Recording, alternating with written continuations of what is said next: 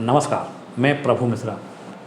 कांग्रेस सांसद राहुल गांधी जी ने कहा है कि जहां जहां कांग्रेस की सरकार आएगी वहां जातीय जनगणना कराई जाएगी।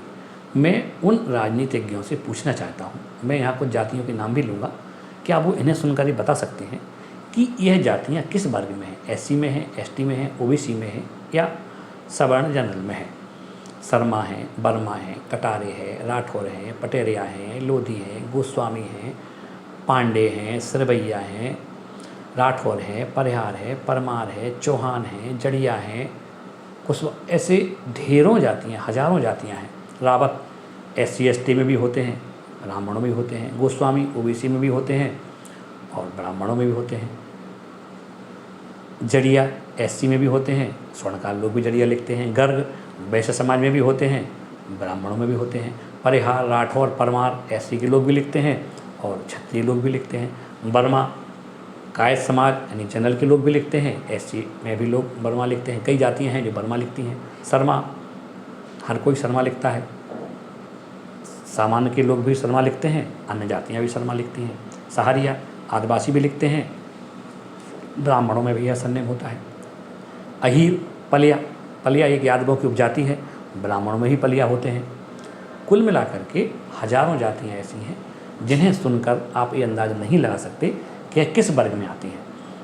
कहीं कहीं तो ऐसी असमानता है, यदि आप कुम्हार हैं, यदि आप टीकमगढ़ और छतरपुर में हैं तो आप एससी में हैं, यदि आप सागर में हैं तो आप ओबीसी में आ जाएंगे। यदि आप धीमर केवट जाति के हैं, यदि आप धीमर और केवट लिखेंगे तो आप ओबीसी में हैं।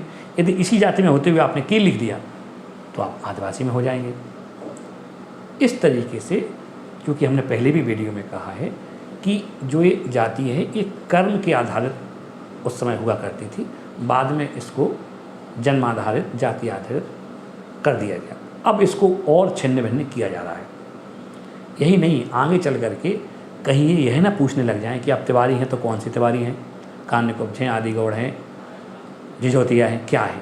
ये ना पूछें कि आप जैन हैं, कौन से जैन हैं, ये जैन हैं, श्वेतांबर हैं कि दिगंबर हैं। आपने कहा कि आप जो है शर्मा हैं तो कौन से शर्मा हैं। कुल मिलाकर के उन्होंने कहा हम यादव हैं, यादव हैं तो क्या हो, पलिया हो, बंगरा हो, अहीर हो, क्या हो, ये भी पूछ सकते हैं। इस तरीके से पूरी तरह से राजनीति में पढ़ करके इस देश को जातियों के कुचक्र में फंसाया जा रहा है। एक और बात फैलाई गई कि ब्राह्मण समाज के लोगों ने, क्षत्रिय समाज के लोगों ने ओबीसी और एसटी एसटी पर भारी अत्याचार किए। अरे भाई, जब सैकड़ों वर्षों तक, हजारों वर्षों तक आप राजवंश में थे तो ब्राह्मण क्षत्रिय तो आपके नौकरी करते थे, उन्होंने कैसे आप पर अत्याचार किए होंगे। सिंधिया राजवंश पिछले 300-400 साल से है, यह आजकल ओबीसी में आते हैं। इनके यहाँ ब्राह्मण क्षत्रिय नौकरी करते थे, इनके वर्ग पर किसने अत्याचार किया होगा। विजय शाह जी मत पे सरकार में मंत्री हैं, आदिवासी हैं, इनके परिवार के लोग राजा थे। भोपाल में आदिवासी गौड़ रानी थी, ढेरों आदिवासी राजवंश थे, इन पर किसने अत्याचार किया होगा। अरे ब्राह्मण क्षत्रिय तो आपके नौकरी करते थे भाई। बुंदेलखंड में एक रियासत है कुडार रियासत, वहाँ कलार खन्ना राजा हुआ करते थे, तो उन पर कौन अत्याचार करेगा। यही नहीं, नंद वंश था, नाइक लोग राजा थे। मौर्य वंश था, कुशवाहा लोग राजा थे। यादव राजवंश तो हजारों साल से है, तो इन पर किसने अत्याचार किया होगा। चरम वंश, दक्षिण भारत में कई जगह चरमवंशी राजा हुआ करते थे। तो कुल मिलाकर के इस झूठ को फिल्मों के माध्यम से, राजनीति के माध्यम से और किताबों के माध्यम से व्यापक पैमाने पर हमारे खून में डाल दिया गया। और हमें इस तरीके से भाई, जैसे एक चीज़ और फैलाई गई, छुआछूत। यदि छुआछूत होती तो संत रविदास और मीराबाई कैसे साथ में रहते थे, कैसे पढ़ते थे। एक असम में एक मंदिर है, लुनिया चरमवंशी, यह बड़ी संत थी और कई ब्राह्मण और क्षत्रिय इनके शिष्य थे, जबकि आजकल ये वर्ग एससी में आता है, तो ये कैसे हो जाता। कुल मिलाकर के इसको एक फैलाया गया है जिससे सावधान रहने की ज़रूरत है। और रही सवाल जाति जनगणना की, तो जाति जनगणना की बजाय यदि गरीबी जनगणना कराई जाए, वो भी आज जैसी नहीं, आज के बीपीएल में तो भारी फर्जीवाड़ा है।